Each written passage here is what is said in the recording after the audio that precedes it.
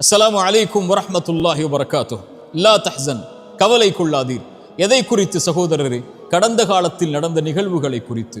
கடந்த காலத்தில் நடந்த பல நிகழ்வுகள் தான் இன்று நிகழ்காலத்தில் பலரை கவலையோடு எதிர்காலத்தை நோக்கி நகர விடாமல் தடுத்து கொண்டிருக்கிறது. கடந்த காலத்தில் நம்முடைய வாழ்க்கையில் எதுவும் நடந்திருக்கலாம். எத்தனையோ பாவங்களை நாம் செய்திருக்கலாம். எத்தனையோ உறவுகள் மரணத்தால் பிரிந்திருக்கலாம். எத்தனையோ உறவுகள் நாம் விரும்பி கைகூடாமல் இருக்கலாம். நோயால், செல்வ இழப்புகளால் நாம் சோதிக்கப்பட்டிருக்கலாம். இன்னும் எத்தனையோ சோதனைகளில் இருளால் நம்முடைய கடந்த காலம் முழுக்க சோதிக்கப்பட்டிருக்கலாம். ஆனால் ஒன்றை மனதில் பதிய வைத்துக் கொள்ளுங்கள், கடந்த காலத்தில் நடந்த எந்த நிகழ்வும் எதிர்காலத்தில் நடக்க இருப்பவற்றை பாதித்து விடாது. மீண்டும் சொல்கிறேன், இறைவன் எதிர்காலத்தில் வைத்திருக்கின்ற பொக்கிஷங்களை பெறுவதற்கு கடந்த காலத்தில் நடந்த எதுவும் தடையாக அமைந்து விடாது. இறைவன் அமைத்த இந்த வாழ்வியல் நேர்கோட்டில், இறைவன் மேலும் கீழும் அமைத்த இந்த வாழ்வியல் முறையில் ஆரம்பிக்கப்பட்டதிலிருந்து முடியும் வரை எதுவெல்லாம் நடக்கும் என்று இறைவன் நிர்ணயித்திருக்கின்றானோ அதுவெல்லாம் நாம் விரும்பாமல் இருந்தாலும், நகராமல் இருந்தாலும், கவலையால் நாம் இருளில் உட்கார்ந்திருந்தாலும் நடக்கத்தான் போகிறது. தோல்வியை வாழ்வியில் சந்தித்து விட்டோமா? இனிமேல் வெற்றி பெற முடியாது என்று எண்ணிக்கொண்டிருக்கிறீர்களா? இந்த நிகழ்வை கவனியுங்கள். உஹதுடைய போர்க்களம் என்ற ஒரு போர்க்களம் இஸ்லாமிய சாம்ராஜ்யத்தில் நடந்தது.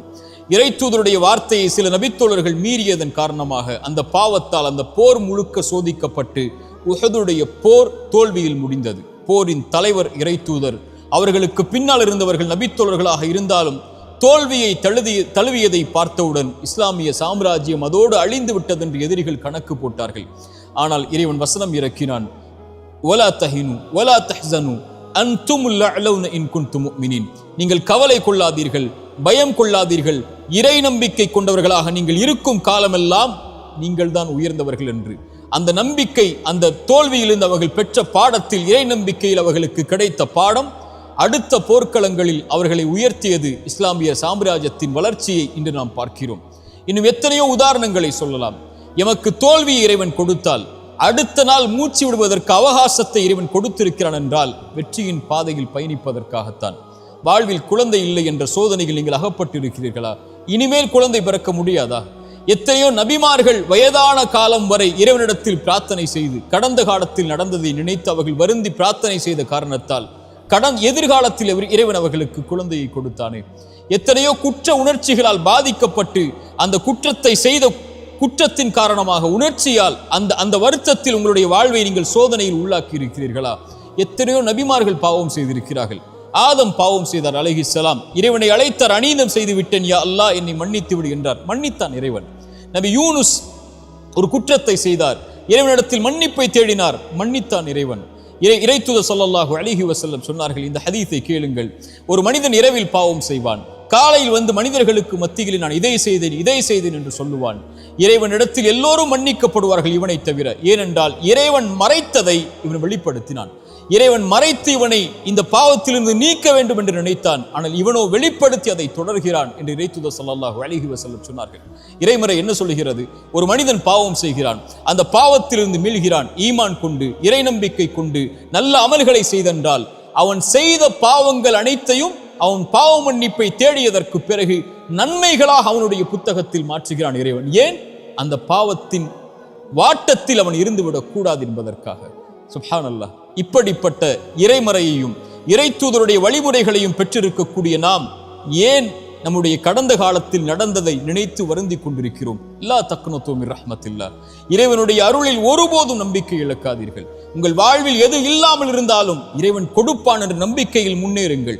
வாழ்வில் எதை இழந்திருந்தாலும் இழந்ததை விட இறைவன் சிறந்ததை உங்களுக்கு தருவான் என்ற இறைவனுடைய நம்பிக்கையோடு முன்னேறுங்கள்.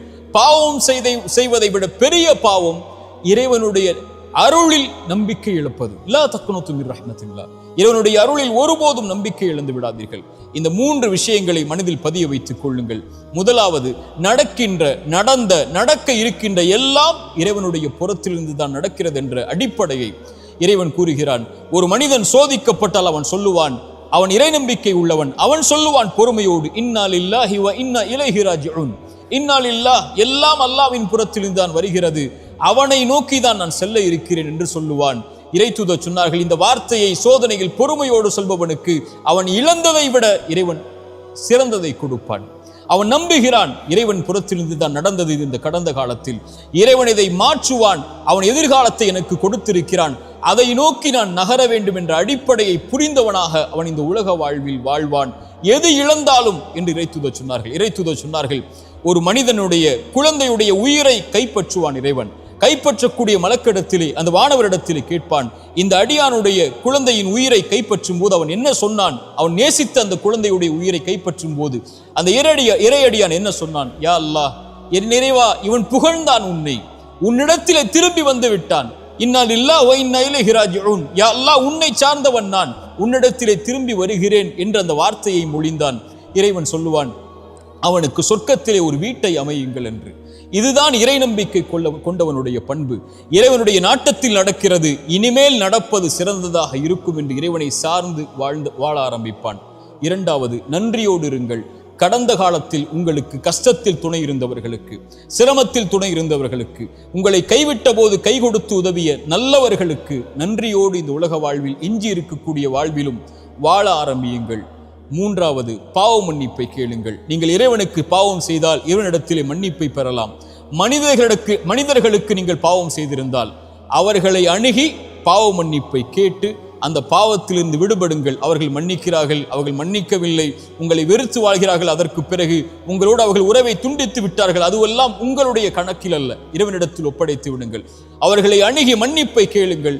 மன்னிப்பை தேடி எதிர்கால வாழ்வில் அந்த தவறை மீண்டும் செய்யாமல் உங்களை பாதுகாத்துக் கொள்ளுங்கள்.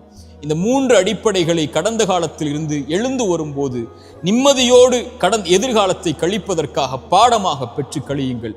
கடந்த காலத்தில் தவறுகள் செய்திருந்தால், கடந்த காலத்தில் உங்களுடைய கரத்தாலே நீங்கள் அநீதம் செய்திருந்தால், கடந்த காலத்தில் உங்களுடைய கரத்தாலேயே நீங்கள் பாவம் செய்திருந்தால், குற்றம் செய்திருந்தால், எதிர்காலத்தில் இறைவனிடத்தில் மன்னிப்பை தேடி நிகழ்காலத்தில் நீங்கள் வாழ்ந்து கொண்டிருந்தால், எதிர்காலத்தில் ஒருபோதும் அந்த தவறை மீண்டும் செய்து விடாதீர்கள். இதுதான் குறிப்பாக நாம் புரிந்து கொள்ள வேண்டிய அறிவுரை. கடைசியாக, இந்த உலகத்தில் எது உங்களை விட்டு நீங்கி இருந்தாலும், இந்த உலகத்தில் யார் உங்களை விட்டு நீங்கி இருந்தாலும், இந்த உலகத்தில் எது உங்களை புறக்கணித்து விட்டாலும், இறைவன் உங்களை ஒருபோதும் புறக்கணிப்பதில்லை.